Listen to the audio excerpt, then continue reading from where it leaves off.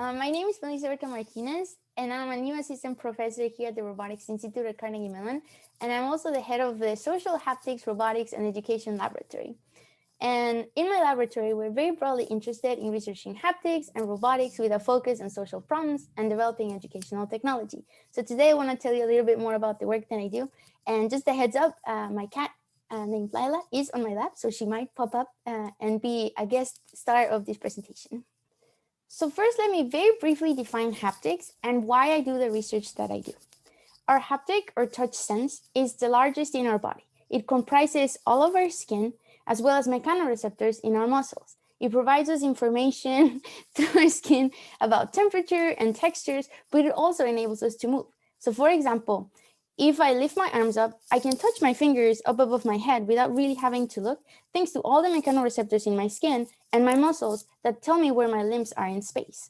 So as you can probably tell, our sense of touch is very complex. It's involved in almost everything we do, and there's still a lot of open questions about it. Questions about exactly how it works, how to best design devices for it, and the types of applications that will benefit from adding our sense of touch.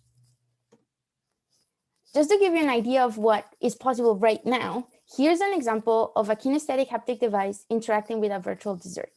As the user moves the cursor around, the user can feel forces as if they were interacting with the dessert through some type of pen-like tool. So just to be clear, the user won't quite feel the moisture and the richness in texture of the dessert, but they will feel the stiffness and the dampening as if they were interacting with it and all those forces, but through a tool. And the reason for designing devices in this way is that trying to mimic the richness of our sense of touch is not really complicated because of all the mechanical constraints, but also our sense of touch is not quite fully understood. And in order to understand just where we are, I like to give a comparison to vision. So our sense of vision, I would say, is quite well understood. Physiologically, we have 3 cones in our eyes, and they each sense light at different frequencies of red, blue, and green.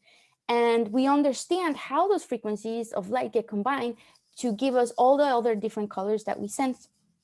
And not only that, but we also know how to decompose images into those colors and into those frequencies, so that now we can just feed into computer images as just a weighted array of numbers, and then the computers can basically do our work for us. And that's why the field of vision has exploded, and there's so many different applications on it.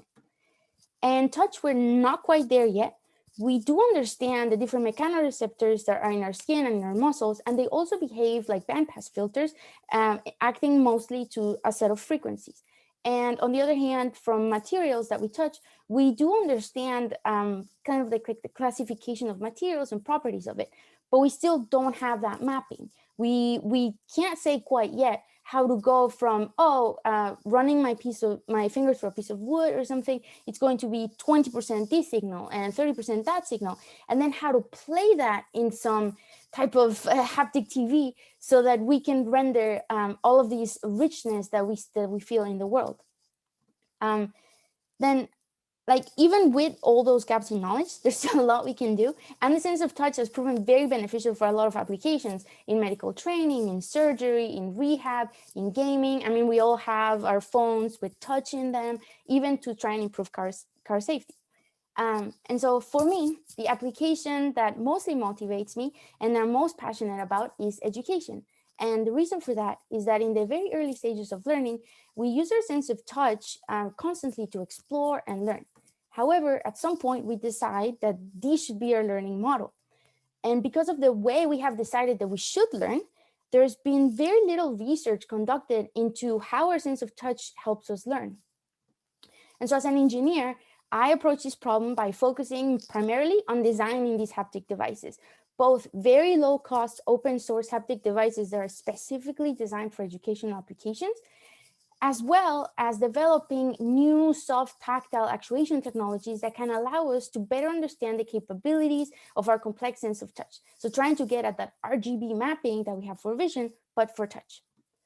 I also focus on designing educational environments that use the sense of touch in order to study and understand the capabilities of the sensory modality in education. In this example that you're seeing, for example, Students can interact with trigonometric functions through the sense of touch. So feel those functions and explore them. And they can feel the changes in amplitude and frequency as they change the equation and function. And we have conducted studies with high school students in which the graph of the equation is hidden from them.